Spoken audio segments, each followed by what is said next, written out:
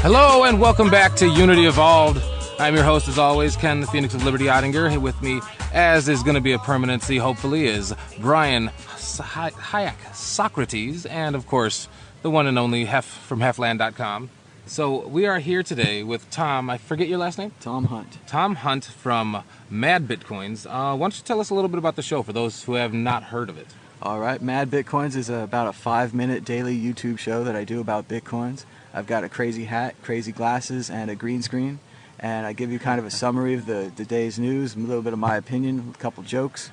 Maybe you don't like the jokes, but check it out, madbitcoins.com. So now, as far as Bitcoins are concerned in the crypto world, there's a lot of talk about it not being anonymous, and it's just pseudonymity, which is not anonymity, period. Do you ascribe to that same belief? Do you say, you're absolutely right, it's just not anonymous, there's no point in calling it pseudo-anonymous? Can we just get past that? I mean, that's absolutely right, and what we need to do is go back to definitions. Everyone needs to get out their dictionary or search it on Google, because pseudonym is like an alias. So pseudo-anonymous means that your Bitcoin account is a number.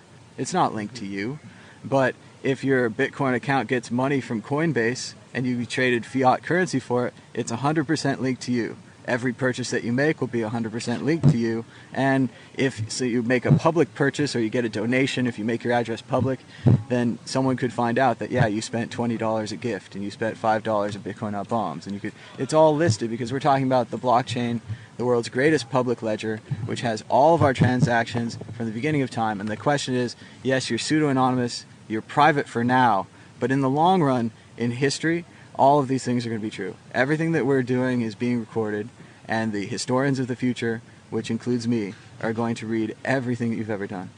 Probably through like data and statistics, not individually, but we could zoom in to that level. So for those people out there that don't ascribe to voluntarism or anarchism, or just don't even care about the political spectrum at all, what tactics do you use to preach the good word to them?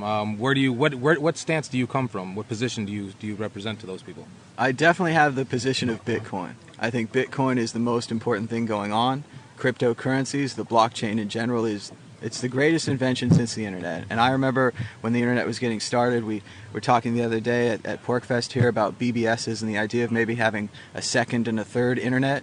Kind of the idea that, hey, we put all of our data in the one internet, and now it's really easy to hack. All your data's on the internet one. What if it's on internet 2, 3, 4, 5, Joe's internet, Fred's internet? I keep my data on there, and that's what BBS is, which were dial-up things we used to call on the phone. You could call one computer to another. They were basically like party lines. Yeah, it was right? Well, if you're lucky, it was a party line. Sometimes it's just you. They had turn-based games where one person would come in, make their moves, go away. The next person would come in, and through the day, the thing would be reset, and we would go to the next day of our games. And you could download things, you could send messages, email. As Brian Sovereign said in his talk the other day, that basically everything you could do at a BBS, you could do on the internet. It's just that you could only do it locally.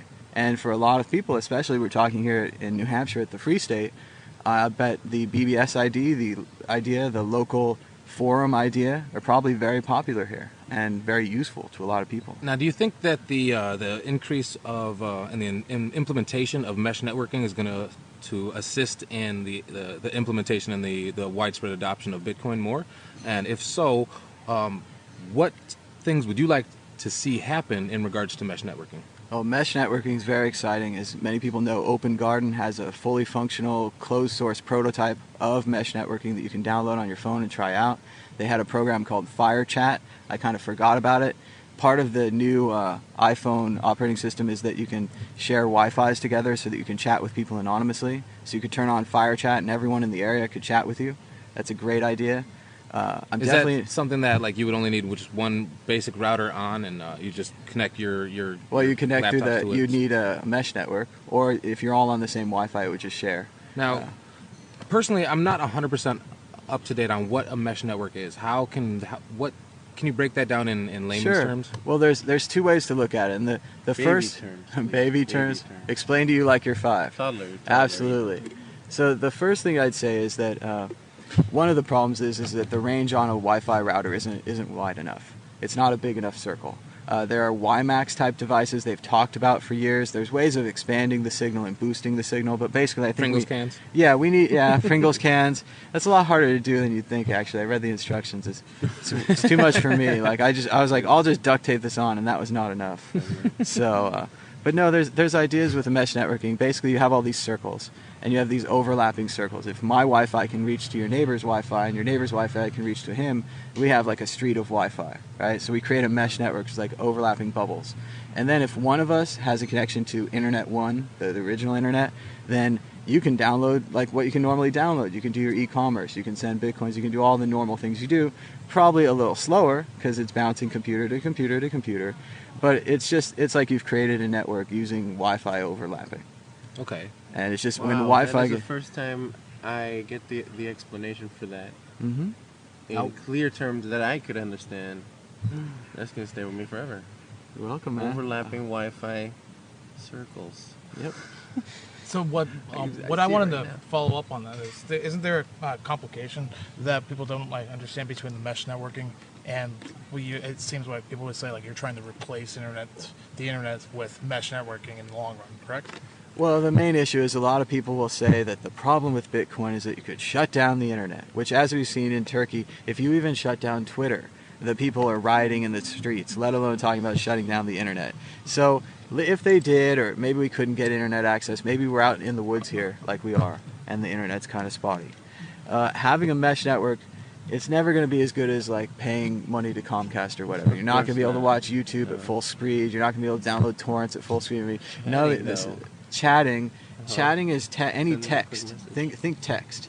Chatting, email, The dissemination of ideas. posting your blog entries, like the core of a blog Probably entry. even word with friends. Sure. If you localize it enough. Yeah, if they have because some. you don't need to be there in the moment to answer your friend's And word. it's funny, You know, we I were don't talking BBSs the other day, and now we're going back there because BBSs were text games. So we could play most of the games I used to play, 20, 30 years ago, whatever it was, on BBSs on these mesh networks because they're going to be slow. Like they're definitely going to be like, and unless we all get better Wi-Fi's or something, like mesh networks are going to be slow. But Well, I don't think the implementation of the mesh networking is going to be required for, or the market is not there for streaming video and playing games as far as what mesh networking can You're not do going to for. be playing It's- Half-Life, Counter-Strike on that. people want a mesh network in order to communicate. It's not in order for all that other stuff. It's so that we can communicate to each other without having a central regulated key holder, a gatekeeper.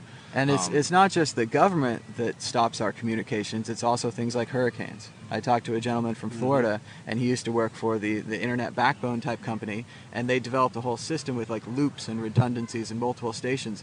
And this was so that when the hurricane came and knocked out part of their system, they would just use the redundant systems. And an outside company actually came in, bought their system, didn't understand what it was for, and tore it out. Oh. So it's always important to try to learn from people and to understand, like, hey, maybe they're doing it this way for a reason. Maybe it's a little confusing, expensive, painful, something I don't like, but there's a reason that they're doing that for generations or for whatever. Try to understand, seek first to understand. So I'd like to know what do you see your utopia? Where would you like to see this liberty movement go? I mean, what's the end goal for you? Well, I'm not sure that I'm directly in the liberty movement. I'm just kind of touring and checking it out. I mean, Right. I'm really about computers and Bitcoin. And when I think about Bitcoin, and I've studied history, I have a history degree. I'm interested in war and history and what's happened before us. And when I look at it, what I really see is that banks are lending money to both sides of the war. They're paying for the tanks, they're paying for the destruction, they're paying for the reconstruction.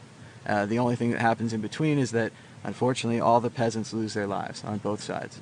They fight for religious reasons, they fight for ground, territory, beliefs, whatever it is, and they always die. It's a common thing. And also civilians, innocent people die, and that this is happening over and over and over again. You can just go look at the history. They lend money to both sides, they print money. The reason to have fiat currency, which is so flexible, is so that you can do wartime spending, which deflates the value of the dollar, but you also trade all that stuff that you printed to essentially your friends in the war manufacturing business, and then they repeat the cycle and over again. There's all kinds of other things that, So you would essentially you'd like to see an end to war. Yes, through Bitcoin we can end war. We just need to tell everyone about it, I've removed spyware from thousands of people's computers. I've helped people with their computers for years. Everyone needs to do it one more time. You need to help your mother set up a Bitcoin account on her phone. You need to help your grandma set up a Bitcoin account on her phone. Your little sister. Everybody that you know needs a Bitcoin account. And they need you to give them enough money to buy something. Send them to Overstock. Send them to gift.com with a Y. And, get them to buy something. And get them to try Bitcoin and to use it out. Because this is the new thing. And we're going to do it. That's awesome, man. I really appreciate you being here. That's amazing. Once again, this is Tom Hunt, MadBitcoins. You can find him at youtube.com/MadBitcoins, and he's at Twitter at MadBitcoins. What would you like to tell everybody? What's your third act? Your redemption of the third act. I got one more, and of course, one more thing in closing is that we all need to support Ross Ulbricht. I said it wrong. Ulbricht. I'm going to say it right someday. Ulbricht. But we need to support Ross at freeross.org. Ross's mother was here this morning, and she gave a very impassioned speech for her son. As you all know, her son ran allegedly ran what they're calling a black market or a legal black market, where anyone was allowed to buy and sell anything, even raw milk, stickers, T-shirts, a variety of other things. And he's now in jail for it, and he needs your help. He needs donations. He needs photoshops. He needs people retweeting stuff. Hopefully we're going to get him blogging soon and get him to speak about what's going on and get you access to him. But yeah, freeross.org. Thanks a lot, Tom. I'd love to have you on again sometime. Yeah, man. Call me on the internet. Thanks. Awesome. Hey, nice meeting you. And if you guys haven't heard it before, and you never hear it again, remember, I love you. Have a good night, guys.